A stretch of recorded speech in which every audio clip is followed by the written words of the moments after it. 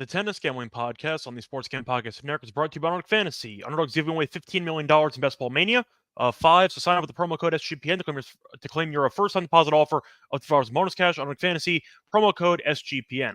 We're also brought to you by Rhythm. Rhythm has the best AI picks and projections, and their college football product is about to drop. Claim your 7-day free trial today by going to sportscampodcast.com, Rhythm, sportscampodcast.com/RITHMM.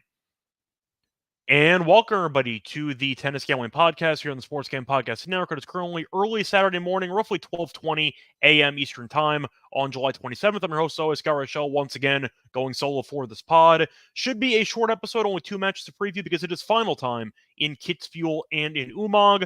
Apologies for the late episode time, but I had a lot of podcasts to do first. Had the Olympic episode to do for tennis, which I did a couple hours ago. If you do want the breakdown on the Olympics for tennis, I covered that already in the previous episode. Also had a couple of recent appearances. Had to edit the baseball show. Just did an NBA show for the Olympics on Saturday.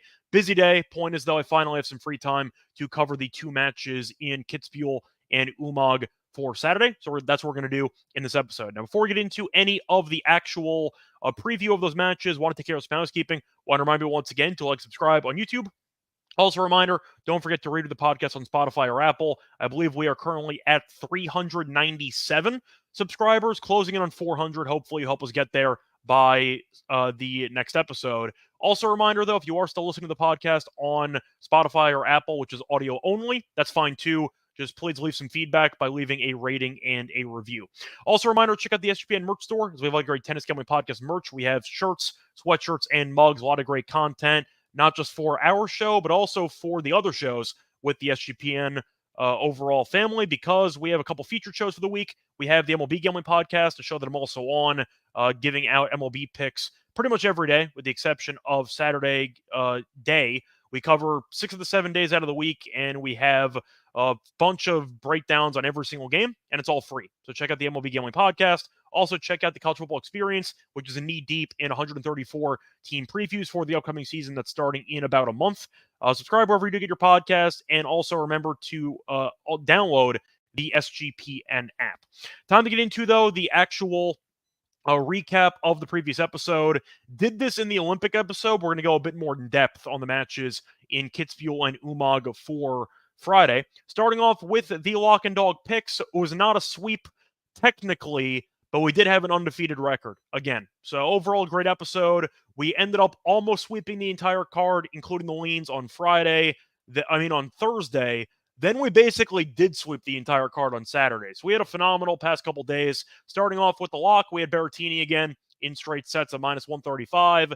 The gift that keeps on giving. He has now won, I believe it is 18 straight sets. He's an absolute machine, and he beat Hanfman 6-4, 6-4.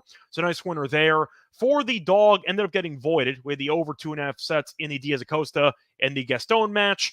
It would have lost, but Diaz-Acosta eventually retired as he was getting his ass kicked in the first and second sets, as he lost the first set 6-1, then was down 2-0 in the second set and realized, why am I here? And he ended up quitting. So as a result, we ended up getting a void. But for the actual leans on the matches, we got basically everything right.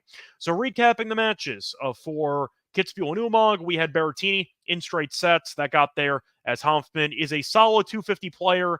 Berrettini, though, is an elite clay player, and there's really just a talent gap between the two of them. Berrettini, though, dominated with the serve, and you ended up seeing him get broken 0 times. Faced 1 break point in the entire match, so Hanfman just could not return the guy. Berrettini won 89% of his first serve points, which is wild, and Hanfman never stood a chance. So either way, point is Berrettini, nice and easy for the lock win. And I mentioned before, Gaston was in great form. Besides liking the over 2.5 sets, though, which voided, we did mention we like Gaston at about a small plus money to even money price against Diaz-Acosta.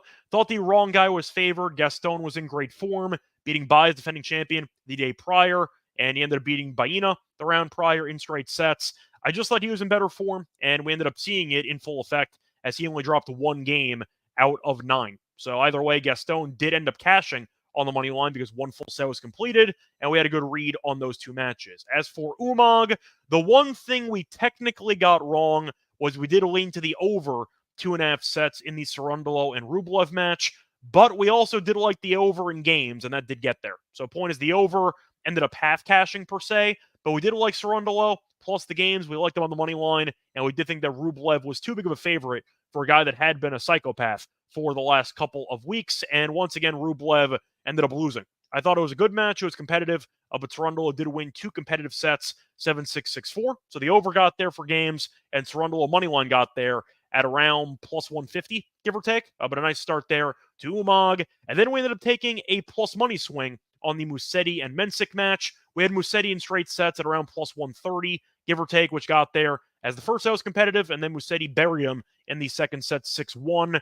Musetti, though, has been in great form. And we thought that Mensik, despite being in solid form, was just against a guy that was a little bit too good for him on clay. And we saw it in full effect. Musetti ended up kind of solving the Mensik puzzle late in the first set, and then he buried him in the second. But Musetti's been in great form. No shame to Mensik, though. He had a solid tournament, beat the defending champion, beat Darderi in straight sets, and he ended up beating Sang in straight sets. But the point is, he had a pretty easy matchup in the quarters, and I thought that he was going to struggle with the difficulty slider being ramped up to 100 based on Musetti's recent form, and Mensik ended up losing. So either way, we basically got every match right. Very solid day in both European tournaments. As for Atlanta, the matches are still technically going on. Didn't really cover any of them on this show, but we did cover a match on VSiN with Sean and Ryan, and we did like the over 2.5 sets in the Rinderknech and Bellucci match. I think that was around plus 130, plus 135. As of right now, Rinderknech won the first set, and he is down 4-1 in the second set. So hopefully, if Bellucci holds, we win that too. Recapping, though, Atlanta, you saw Thompson beat Fokina in 3 sets. Fokina struggled with the heat all day long and was constantly pouring water all over himself to try to stay cool, but Thompson outlasted him in 3 sets. Shang ended up beating Purcell in straight sets, which was not too surprising after he was able to beat Shelton again in straight sets the previous round. You saw Nishioka beat Tiafoe. Classic Tiafoe loss. First set was competitive, ended up losing, and then he immediately punted the second set because he didn't want to be there and because he's a loser. So he ended up seeing Nishioka bury him in the second set 6-2. So a reminder of the actual outrights, and by the way, Rinderknech is still going on, but I did give out the over 2.5 sets there, which does look pretty good. Now, so far, I got to mention the actual outrights that we have for the event. Ironically, Kitzbuhel's been really, really good to us for the actual matches.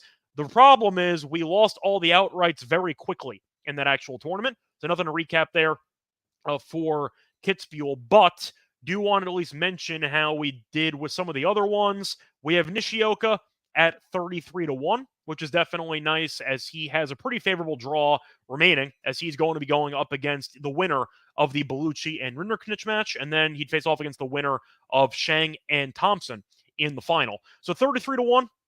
Can't complain. Nishioka looks fantastic. He's not dropped a set yet. Buried Tiafoe, buried McDonald, and he ended up beating Svaja in the first round. But he looks great at 33-1. I feel really good about that actual price, and hopefully he ends up getting over the finish line for us. And for Umag, we do have Musetti, who's in the final at 6-1. So far, we got a shot to win 2 out of 3. Hopefully, Musetti gets it done for us on Saturday, and hopefully Nishioka gets done for us on Saturday and Sunday. Point is, though, very good shape. Hopefully, we get over the finish line.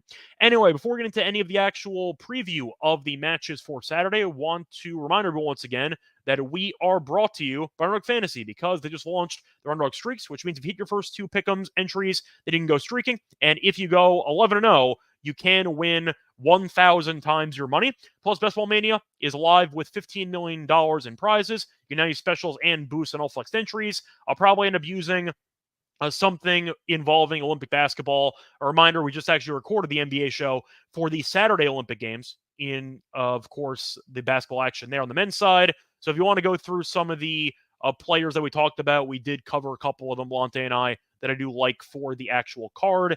Think I would lean to the, let's go Willie Hernan-Gomez higher on his rebounds. I think he's in line for a good rebounding game there against Australia. Point is, though, sign up the promo code SGPN to claim a special by getting a first-time deposit offer of $2 bonus cash on Fantasy. Promo code SGPN. We're also brought to you by Game Time.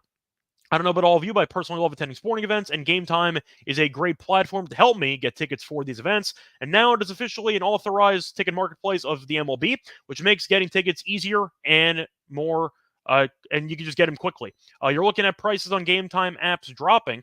Closer to game time, so you can find great last minute deals. They have all in prices, views from your seat, and their lowest price guarantee. Game Time does take the guesswork out of buying MLB tickets. My favorite feature is the image of the seat views, which definitely help you out, because if you're looking to buy a seat, you can find the exact view you would be getting before you actually purchase your ticket, so you can avoid all obstructions, all bad views. You can definitely prevent that from happening again, which is a feature that other ticket marketplaces don't actually have, which is why I do like Game Time above all the other ones. Also, a reminder to take the guess work out of buying tickets with Game Time. Download the Game Time app, create an account, use code SGPN for $20 off your first purchase. Terms apply. Again, create an account, redeem code SGPN for $20 off. Download the Game Time app today. Last minute tickets, lowest price guaranteed.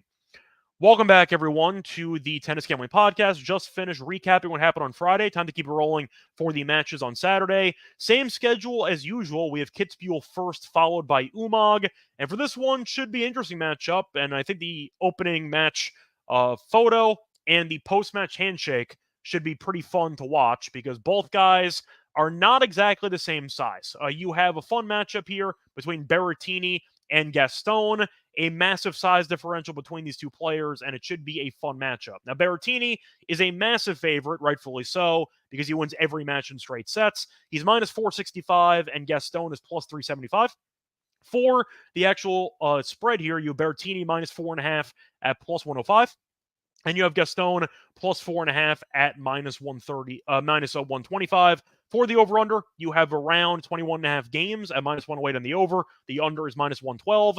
For team total, you have 12.5 over for Berrettini's minus 125. You have Gaston at 9.5. For the actual set wagering, though, Berrettini in straight sets is minus 140. Gaston in a set is plus 110. And the over 2.5 sets is plus 170.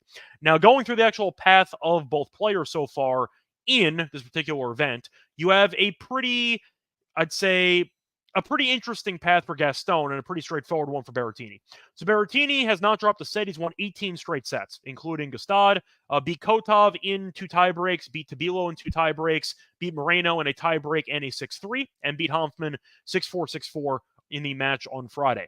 As for Gaston, he had a couple of wars. He ended up beating Altmaier in 3, beat Baena in a breaker in the second, but still in straight sets, beat Baez in 3 phenomenal sets, 7-5, 5-7, 7-6, and he ended up beating Diaz Acosta in a set and 2 games, which ended early in a retirement. So Gaston has had to play a lot more tennis per match, but I do think that it's interesting because Gaston actually gave Berrettini a run for his money earlier this year. They faced off in a challenger event in Phoenix back on hard court in March, and Berrettini did beat him in 3 sets. Berrettini, though, was trying to rehab, so I don't know if you could actually use that as a solid source to give Gaston a chance in this matchup based on how Berrettini was playing about 4 months ago.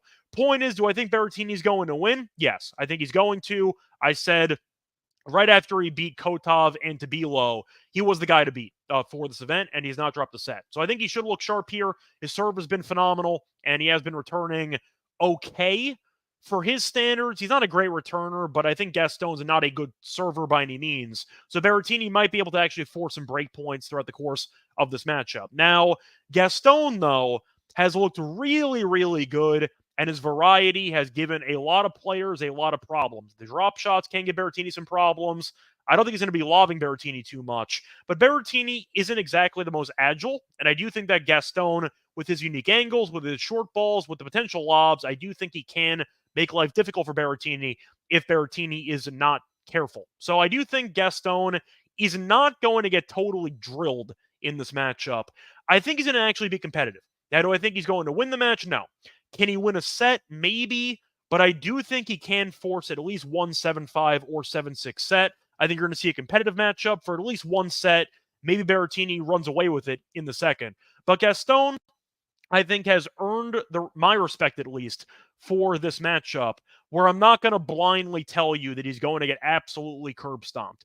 Can he? Sure. But he's been really good in the event, and I think that his overall style of play, his finesse style, has translated really well to Kitzbuhel. So I do think that with conflicting styles here, Berrettini will eventually do enough to overpower Gaston and win.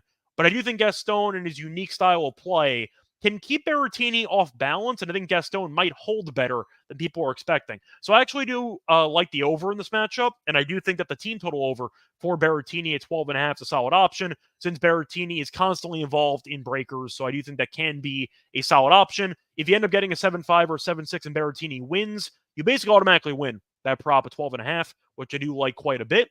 Point is, though, I do think Gaston's going to lose, but I think he'll be able to put together a respectable showing, and I do think that Berrettini will look somewhat vulnerable, maybe for a little while, but I think eventually he'll figure it out and he'll be able to serve too well for Gaston to handle, especially with his overall short stature.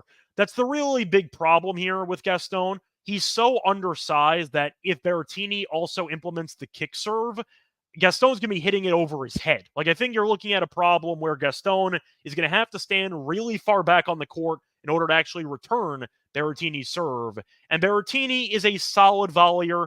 I think he should actually volley more. If he implements that, Gaston's got serious problems. I think Gaston will have some moments, not many, but I do think the over is worth consideration for this matchup. And Andrew, I do agree with you. Berrettini 2-0 is an absolute wagon. Moving on to, in my opinion, the more competitive matchup here in Umag. You have Cerundolo taking on Musetti. A reminder that we have Musetti already at 6-1 to win the event, so we need one more match to go our way, and hopefully we end up cashing that outright on Saturday. Now, for the actual price, Musetti is a decent favorite of about minus 150. Cerundolo's around plus 130. For the game spread, minus 2.5 for Musetti, plus 2.5 for Cerundolo. The over-under in games is set at 22. For set wagering, you Musetti in straight sets at plus 150. Cerundolo plus 1.5 sets is minus 180. Over 2.5 sets is plus 135. For game spread, Musetti is around minus 2.5. Cerundolo is around plus 2.5. And for the actual total for games, the over-under is at 21.5. The over is minus 135. The under is plus 105. Now, for the head-to-head, they faced off 2 times on clay. Neither time was recent. The most recent meeting was in Hamburg back in 2022, which I believe Musetti actually won the entire event in. I think that was the year he actually ended up beating Alcaraz in the final. Correct me if I'm wrong, but I think that was the year he actually won that one.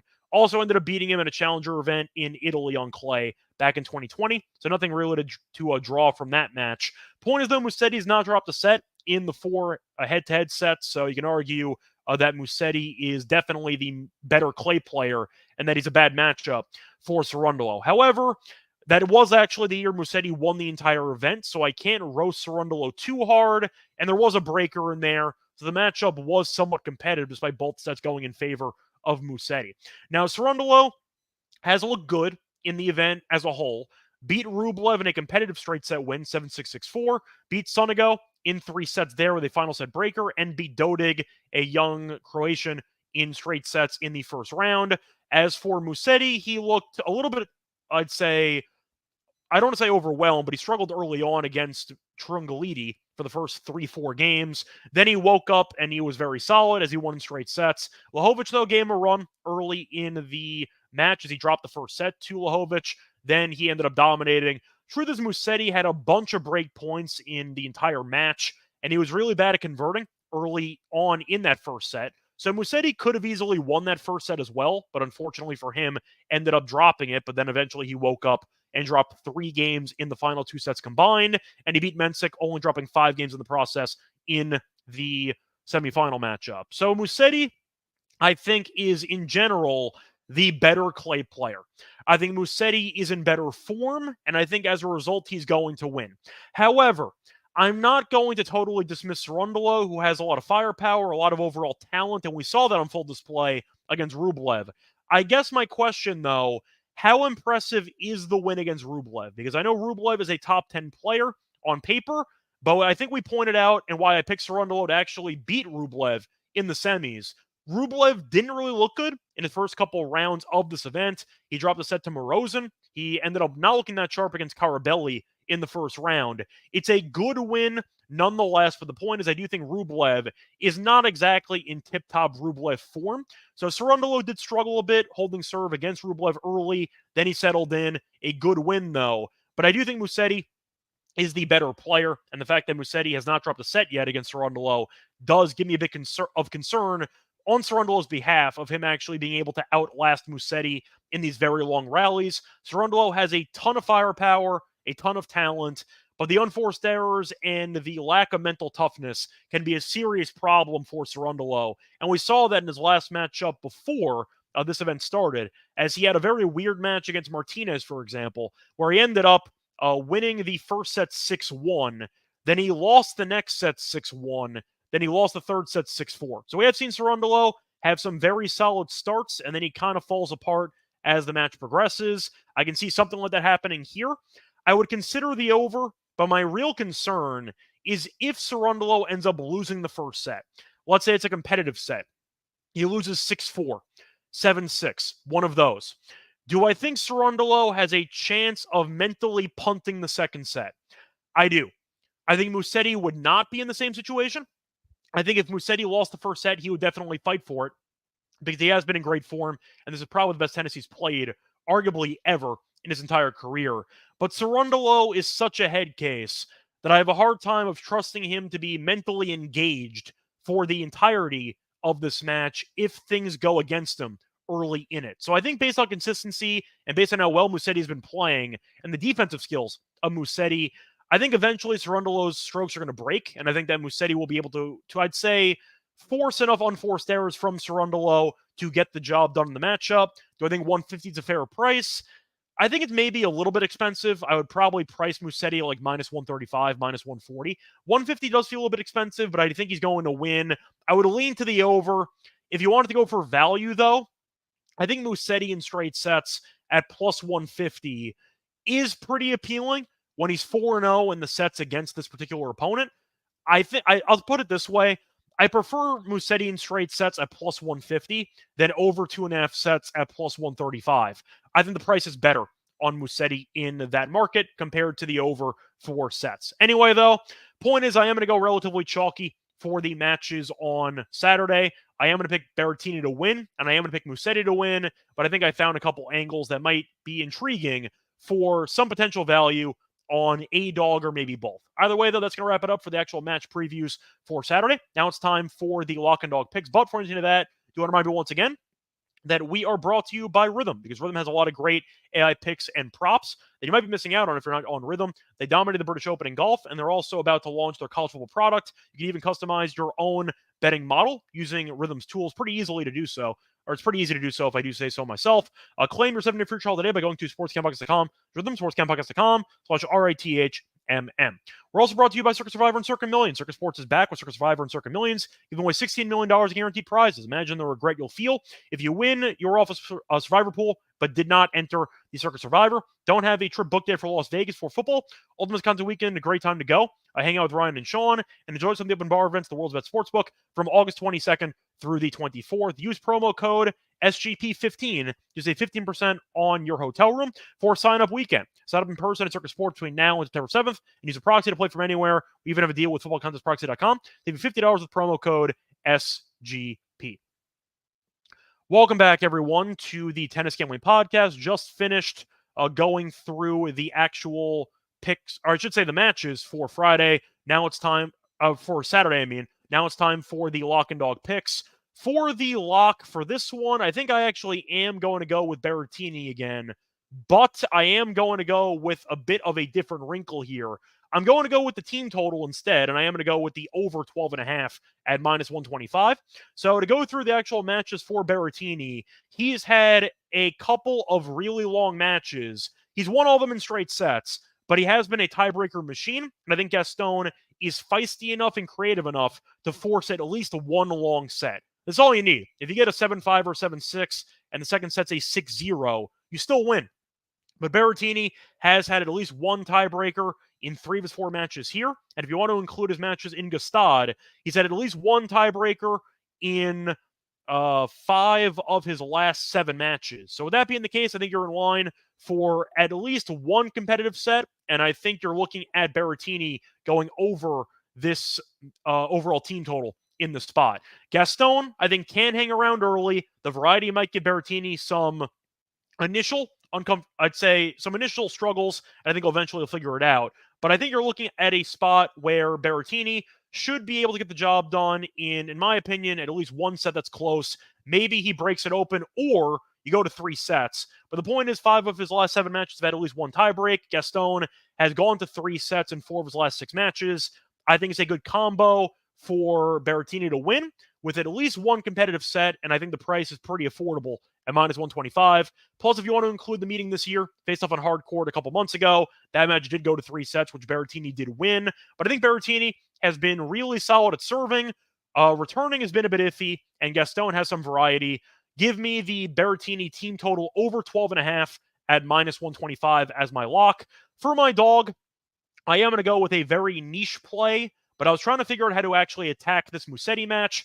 Thought about the plus 150 of 4 straight sets, but I do think that Cerundolo has been playing good tennis, and Musetti's not a very consistent server, so Cerundolo can maybe win a set here, which is why I'm going to stay away from the straight set option at plus 150. However, I found one play on FanDuel that I like quite a bit. It is actually a head-to-head matchup between the first set and the second set. It's a 3-way market. I am going to go with the first set to have more games than the second set, and it's available at plus 110. So this prop, this niche prop, is actually cashed in all 3 matches for Musetti in this event, and the prop's also cashed in the last 2 matches for Cerundolo. My logic is pretty simple here. I think if Cerundolo ends up winning the first set, he still might try to conserve energy in the second set if he falls behind, and you might get a lopsided set. We saw that in his matchup against Sonego a couple rounds ago, for example, where he won the first set 6-4. Then he basically no-showed the entire second set and lost at 6-2, and then he woke up again for the third. But when you've cashed this prop in 2 straight, Musetti's cashed in every single match here, I think that there's a couple ways to get there. Cerundolo can win the first set, and you're going to end up seeing him potentially roll over into the second set to save energy for the third, or Musetti wins the first set. It's going to be competitive, and Cerundolo rolls over and mentally punts the second set. But Musetti, from what I've noticed in this event, has been very solid as the match has gone on, but he has been a little bit sluggish out of the gates, and I do think that Cerundolo can make the match competitive early, maybe a breaker in the first set, but I think eventually Musetti will settle in. I think eventually Cerundolo will struggle to maintain his overall form as the match progresses, and once Musetti gets the distance dialed in, and once he actually, I'd say, gets some comfort in the matchup, I think he's going to be able to dominate. So I think with that being the case, there's some value on this niche prop here at plus 110. I think you're looking at an opportunity for Musetti to get there in a couple of ways, but I do think that Cerundolo can win the first set. I don't see him winning a second set, but I think you're looking at a potential lopsided second set once the first set is pretty competitive, and you end up seeing a bit of a lapse, or I should say a dip in play from one of those 2 guys. Either way, though, that's going to wrap it up for this episode. A reminder of the picks. The lock's going to be on Berrettini. Team total over 12.5 games at minus 125. If you want to go for the 2-0, you can, but I'm going to go with the team total instead at a slightly cheaper price. And for the dog, give me more games in the Cerundolo Musetti first set than the second set. So once again, more games in the first set than the second set. Third set is not in the market, so you don't have to worry if it goes to a third, and get that price available at plus 110. A reminder, though, we already did the Olympic episode, so if you want to check out my Olympic breakdown with the outrights for quarter picks as well, that was already recorded a couple hours ago, and it's available on YouTube or Spotify or Apple. And a reminder, we're back once again for Atlanta. We have that tournament that's finishing on Sunday, so keep an eye out for that. Until next time, though, find me on Twitter at Reichel Radio. Find me on the MLB show. Find me on the NBA show. We did record an Olympics episode for the Saturday games about an hour ago. So if you want to check that out, you can as well. And find me on the WNBA show as well. Until next time, good luck to all of you and all of your bets. Bye, everyone.